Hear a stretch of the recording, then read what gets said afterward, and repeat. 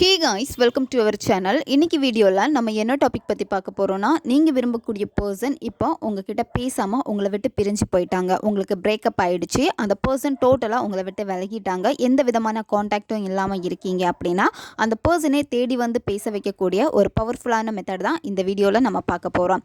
நம்ம வீடியோக்குள்ளாடி முன்னாடி நம்ம சேனலை நீங்கள் இதான் ஃபஸ்ட் டைம் பார்க்குறீங்கன்னா மறக்காமல் சப்ஸ்கிரைப் பண்ணிக்கோங்க. பக்கத்தில் இருக்கிற பெல் பட்டனையும் கிளிக் பண்ணிக்கோங்க. அப்போ தான் நான் போடுற வீடியோஸ் எல்லாமே உடனுக்குடன் உங்களுக்கு நோட்டிஃபிகேஷனில் வந்துக்கிட்டே இருக்கும்.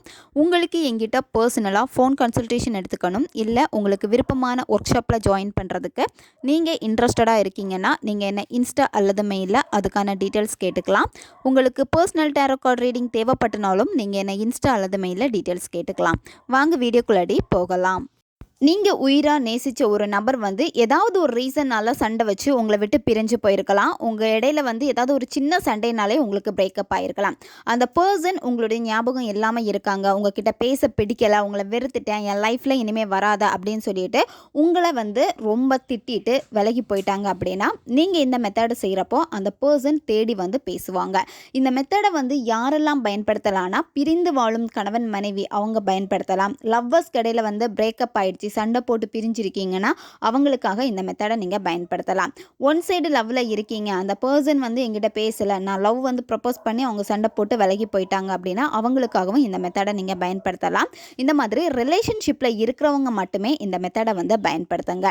இந்த மெத்தடை வந்து நீங்கள் எந்த டேயில் ஸ்டார்ட் பண்ணணும் அப்படின்னா, நீங்கள் வியாழக்கிழமையில் இந்த மெத்தடை நீங்கள் ஸ்டார்ட் பண்ணலாம், அல்லது பௌர்ணமி நாளில் இந்த மெத்தடை நீங்கள் செய்யலாம். இன்றைக்கி வியாழக்கிழமை பௌர்ணமி நாள், இன்றைக்கே நீங்கள் இந்த மெத்தடை வந்து செய்யுங்க.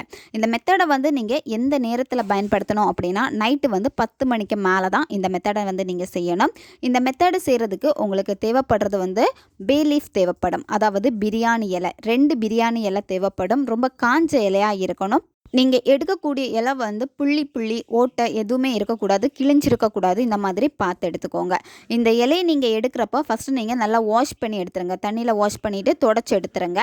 இந்த மெத்தடை செய்கிறப்போ இதில் உங்களுக்கு தேவைப்படுறது ரெட் கலர் பென் வந்து உங்களுக்கு தேவைப்படும். ரெட் கலர் பென்னை தவிர்த்து வேறு எந்த பெண்ணுமே நீங்கள் இதில் பயன்படுத்தக்கூடாது. இந்த மெத்தடை நீங்கள் செய்கிறப்போ நீங்கள் பௌர்ணமி அன்னைக்கு நில ஒளியிலே உட்காந்துட்டு இந்த மெத்தடை நீங்கள் செய்யுங்க. இந்த மெத்தடை செய்கிறப்போ ஃபஸ்ட்டு நீங்கள் என்ன பண்ணணும் அப்படின்னா, நீங்கள் தலைக்கு குளிச்சுட்டு தான் இந்த மெத்தடை நீங்கள் செய்யணும். நீங்கள் காலையில் தலைக்கு குளிச்சிட்டிங்க அப்படின்னா ஈவினிங் வந்து உடம்புக்கு குளிச்சுட்டு இந்த மெத்தடை செய்யுங்க. நான்வெஜ் சாப்பிட்டுட்டு இந்த மெத்தடை நீங்கள் செய்யக்கூடாது. பெண்கள் தீட்டு சமயத்தில் இந்த மெத்தடை நீங்கள் செய்யக்கூடாது. இந்த மெத்தடை செய்கிறப்போ ஃபஸ்ட்டு அந்த பர்சன் மேலே உங்களுக்கு எந்த விதமான கோபமும் வெறுப்புணர்வு எதுவுமே இருக்கக்கூடாது. கோபம் வெறுப்புணர்வு இருந்து நீங்கள் இந்த ஒரு மனநிலையில் மெத்தடை செஞ்சீங்க அப்படின்னா நீங்கள் மேனிஃபெஸ்ட் பண்ணணும்னு நினச்சிங்களோ அந்த விஷயம் உங்களுக்கு நடக்காது. கோபம் வெறுப்பு தான் வந்து திரும்ப திரும்ப ரிப்பீட் ஆகிட்டே இருக்கும். நீங்கள் அந்த பர்சன் கூட இருந்த நல்ல நிகழ்வுகளை முதல்ல நீங்கள் நினைக்கணும். அவங்க கூட இருந்த நல்ல நல்ல மெமரிஸ் உங்களுக்கு நிறைய இருக்கும். அதில் உங்களுக்கு பிடிச்ச மெமரிஸ் இருக்கும், மறக்கவே முடியாத மெமரிஸ் எல்லாமே இருக்கும். அதை நீங்கள் முதல்ல திங்க் பண்ணுங்கள். அதை நீங்கள் நினைக்கிறப்ப என்ன ஆகும் அப்படின்னா, உங்களுக்குள்ளாடியே இனம் புரியாத ஒரு சந்தோஷம் வரும். அந்த பர்சன் மேலே என்னத்தான் உங்களுக்கு கோபம் இருந்தாலுமே அந்த கோபம் எல்லாமே போயிட்டு அவங்க மேலே இருக்கக்கூடிய அந்த காதல் வந்து உங்ககிட்ட வெளிப்படும். இந்த மெத்தடை செய்கிறப்ப வெறும் தரையில் உட்காந்துட்டு மெத்தடை செய்யக்கூடாது. ஏதாச்சும் விரிப்பு போட்டுட்டு அதுக்கு மேலே உட்காந்துட்டு இந்த மெத்தடை செய்யுங்க. இந்த மெத்தடை செய்கிறப்போ நீங்கள் நிலவொளியில் இருக்கிறப்போ முதல்ல என்ன பண்ணணும் அப்படின்னா, நீங்கள் அந்த பௌர்ணமி நிலாவை பார்த்துட்டு நல்லா ப்ரேயர் பண்ணுங்கள். உங்கள் லைஃப்பில் என்ன வேணும், என்ன நடக்கணும்னு நீங்கள் ஆசைப்படுறீங்களோ, அந்த பர்சன் எப்படி உங்ககிட்ட நல்லா பாசமாக பேசணும், அவங்க உங்ககிட்ட வரணும்னு நினைக்கிறீங்களோ, என்னென்ன உங்கள் மனசில் இருக்கோ அது எல்லாமே வந்து அந்த நிலா கிட்ட பேசுங்க. குறைஞ்சது நீங்கள் 5 நிமிஷம் ஆச்சும் அந்த நிலாவை வந்து நீங்கள் பார்த்துக்கிட்டே இருக்கணும். நீங்கள் அந்த நிலாவை பார்த்துக்கிட்டே இருக்கிறப்ப என்ன ஆகும் அப்படின்னா, உங்களுக்குள்ளாடே ஒரு பாசிட்டிவ் எனர்ஜி வந்து கிடைக்கும். அது மட்டும் இல்லாமல் நீங்கள் உங்களை அறியாமலே ரொம்ப சந்தோஷமாக இருப்பீங்க. அந்த நிலா வந்து எவ்வளோ பிரகாசமாக இருக்கோ அந்த அளவுக்கு உங்களுடைய மனமும் வந்து ரொம்ப பிரகாசமாக இருக்கும். நீங்கள் என்ன விஷயத்துக்காக மேனிஃபெஸ்ட் பண்ண போகிறீங்களோ அது உங்களுக்கு கிடைக்கும். அதுக்கப்புறம் நீங்கள் என்ன பண்ணணும் அப்படின்னா, எடுத்து வச்சுருக்க பே லீஃபில் வந்து முதல்ல வந்து நீங்கள் ஒரு இலை எடுத்துக்கோங்க. அதில் வந்து உங்களுடைய பேரை வந்து நீங்கள் எழுதுங்க. உங்கள் பேரை வந்து நீங்கள் எழுதிட்டு அதுக்கு அடுத்த கீழே லைனில் வந்து உங்களுடைய டேட் ஆஃப் பர்த் வந்து நீங்கள் எழுதணும். அதுக்கப்புறமா இன்னொரு பே லீஃப் அதில் வந்து உங்களுடைய பர்சனுடைய பேரை எழுதுங்க. நீங்கள் என்ன நேமில் அவங்கள அதிகமாக கூப்பிடுவீங்களோ அந்த நேம் எழுதிக்கோங்க. அதுக்கப்புறமா அவங்களுடைய டேட் ஆஃப் பர்த் வந்து நீங்கள் எழுதுங்க. இப்போ நிறைய பேருக்கு டவுட் இருக்கும், எனக்கு அந்த டேட் ஆஃப் பர்த் தெரியல, நான் என்ன பண்ணுறது அப்படின்னு. டேட் ஆஃப் பர்த் தெரியலனா ஒன்றும் ப்ராப்ளம் கிடையாது. நீங்கள் எந்த டேயில் மீட் பண்ணீங்களோ இல்லை எந்த டே உங்களுக்கு ஸ்பெஷலாக இருந்துச்சோ, சிலவங்களுக்கு வந்து ஸ்பெஷலாக இருக்க டே வந்து எல்லாமே நோட் பண்ணி வைக்கக்கூடிய பழக்கங்கள் இருக்கும். ஸோ அந்த மாதிரி ஸ்பெஷல் டே இருந்துச்சுன்னா அந்த டேவை வந்து நீங்கள் எழுதிக்கோங்க. அதுக்கப்புறம் நீங்கள் என்ன பண்ணணும்னா, இப்போ 2 பே லீஃப்லேயும் வந்து உங்கள் பேரும் அந்த பர்சன் பேரும் நீங்கள் எழுதிட்டீங்க. உங்களுடைய பேர் டேட் ஆஃப் பர்த் வந்து எழுதியிருக்கக்கூடிய அந்த இலையில வந்து கீழே, அதாவது ஃபஸ்ட்டு உங்கள் பேர், அதுக்கு அடுத்து கீழே வந்து உங்கள் டேட் ஆஃப் பர்த், அதுக்கு அடுத்து வந்து அந்த நபருடைய பேர். நீங்கள் பே லீஃபில் அவங்களுடைய பேர் என்ன எழுதினீங்களோ அதே பேர் தான் இங்கே எழுதணும். எழுதிட்டு வஷி வஷி இந்த மந்த்ராவை நீங்கள் எழுதணும். அந்த நபருடைய பே லீஃபில் எதுவுமே நீங்கள் எழுத வேண்டாம். அவங்களுடைய பேர், அவங்களுடைய டேட் ஆஃப் பர்த், அப்படி இல்லைன்னா நீங்கள் சந்தித்த ஸ்பெஷல் டே, இந்த ஏதாச்சும் ஒன்று எழுதி வச்சுட்டா போதும்.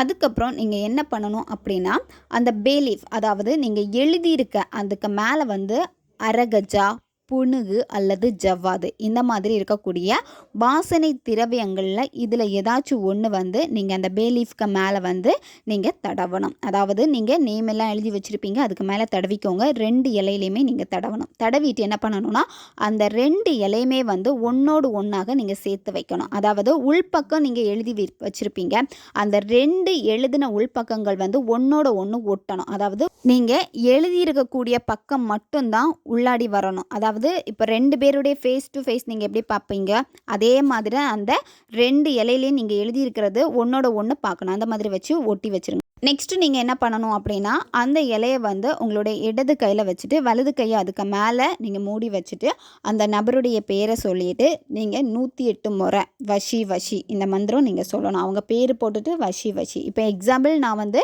ஒரு பேர் வச்சு சொல்கிறேன், அச்சு வஷி வஷி. இந்த மாதிரி 108 முறை நீங்கள் மென்மையாக சொல்லணும். மூச்சை உள்ளே இழுத்துட்டு இந்த மந்த்ராவை சொல்லிவிட்டு அதுக்கப்புறம் மூச்சை வெளியே விடுங்க.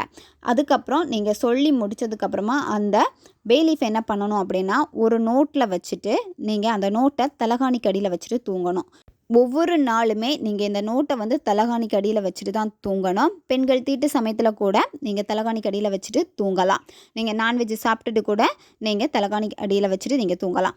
நீங்கள் ஒரு டே கூட மிஸ் பண்ணவே கூடாது. பௌர்ணமி அன்னைக்கு நீங்கள் பண்ணுவீங்க, அடுத்த அமாவாசை வரும், அதுக்கப்புறமா வந்து தேய்பிறை, எல்லாமே அந்த தேய்பிறை வரப்போ லாஸ்ட்டில் அமாவாசை வரும். அந்த அமாவாசை நாள் அன்னைக்கு நீங்கள் என்ன பண்ணணும்னா, நைட்டு நீங்கள் 10 மணிக்கு மேலே இந்த பே லீஃபை வந்து எரிச்சிருங்க. எரிச்சிட்டு அதுலேருந்து வரக்கூடிய சாம்பலை என்ன பண்ணணும்னா, நீங்கள் எடுத்து காட்டில் ஊதி விட்டுருங்க. இதுதான் நீங்கள் செய்யணும்.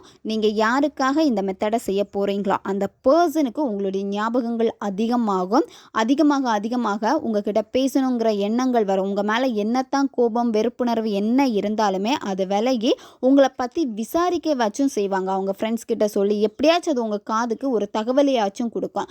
ரொம்பவும் பவர்ஃபுல்லான ஒரு மெத்தட் இது. நன்மைக்காக மட்டுமே பயன்படுத்துங்க.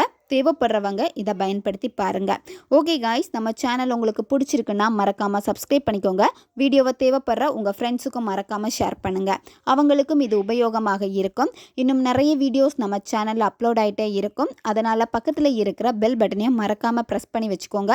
அப்போ தான் நான் போடுற வீடியோஸ் எல்லாமே உடனுக்குடன் உங்களுக்கு நோட்டிஃபிகேஷனில் காமிக்கும். அடுத்த வீடியோவில் சந்திக்கலாம். நன்றி.